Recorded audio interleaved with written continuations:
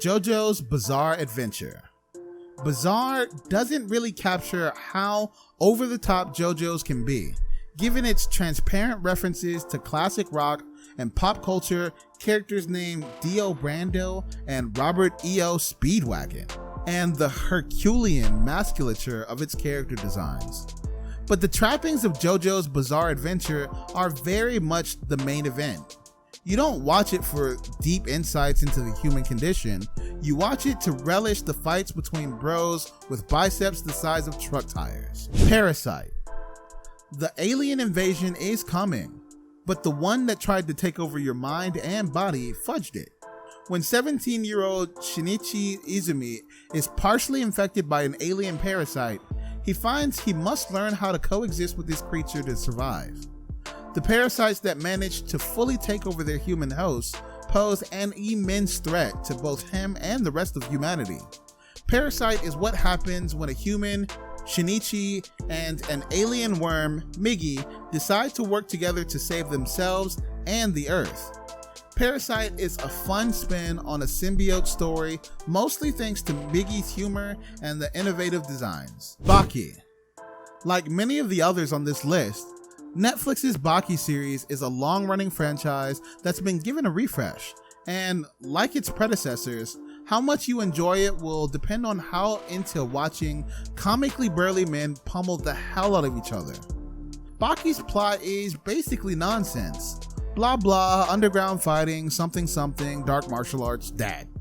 But that doesn't really matter. The animation is lovely, and the show is a lot of fun. Disbelief is overrated anyway. Dota.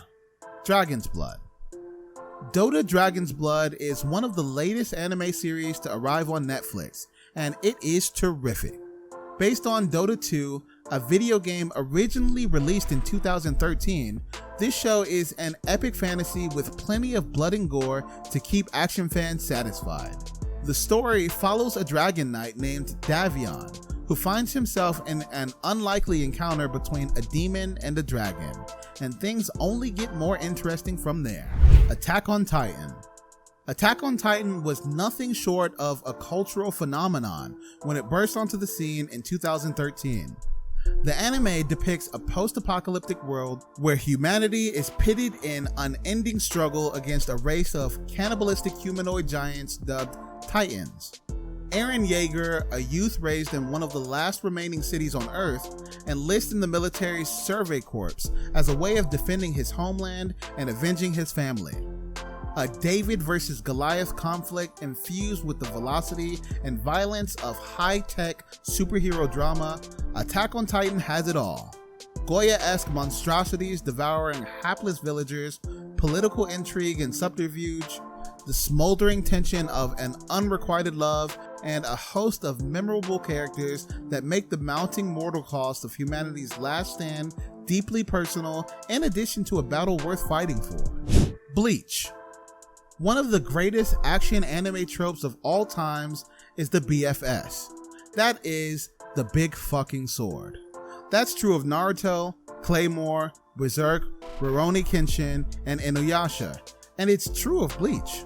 Our protagonist, Ichigo, has plenty more going on than his giant sword, of course. He's compassionate, brave, and as a Soul Reaper, he is responsible for defending humanity from evil spirits. But let's not kid ourselves. Bleach is all about the sword.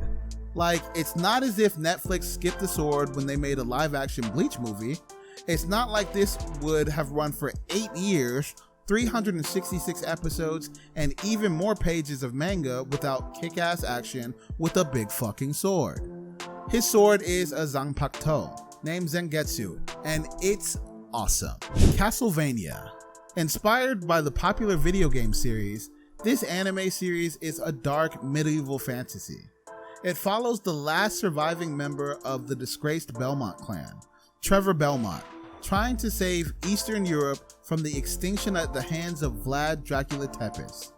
As Dracula and his legion of vampires prepare to rid the world of humanity's stain, Belmont is no longer alone, and he and his misfit comrades race to find a way to save mankind from the grief-maddened Dracula.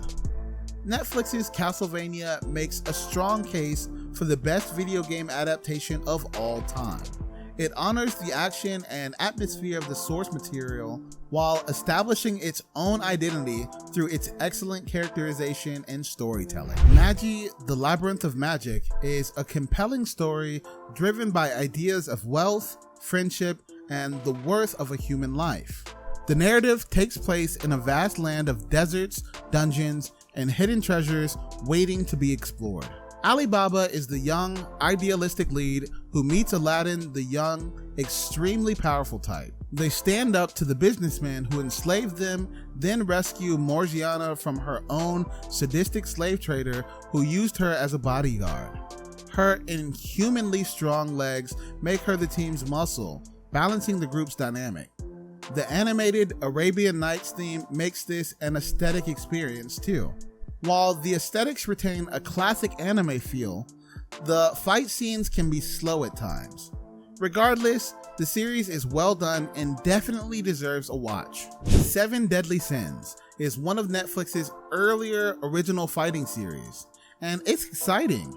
This anime is a chivalric hero's tale surrounding a group of magically endowed fighters dubbed as the anime's namesake.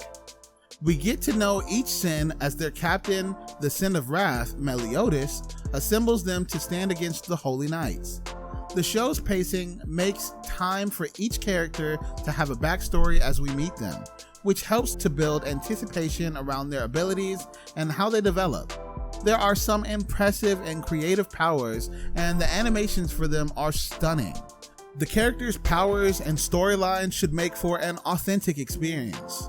The animations, powers, and combination attacks specifically make the fight scenes in this anime exceptional. Cells at Work is a high-energy comedy that builds a world within the human body. The episodes are centered around a particularly accident-prone red blood cell, as we follow her on her tasks throughout the body, stumbling upon the most dangerous viruses and bacteria all the while. The amount of threat level emergencies these cells face becomes funny once you stop counting. It's hilarious watching these anthropogenic microorganisms scream bloody murder at even the tiniest scrape, and even funnier watching the manga style adaptation of scientific processes in the body. Maybe Osmosis Jones, but the white blood cell in this series brings a shonen-like deductive reasoning and fighter spirit that juxtaposes the humor to make a more outrageous experience.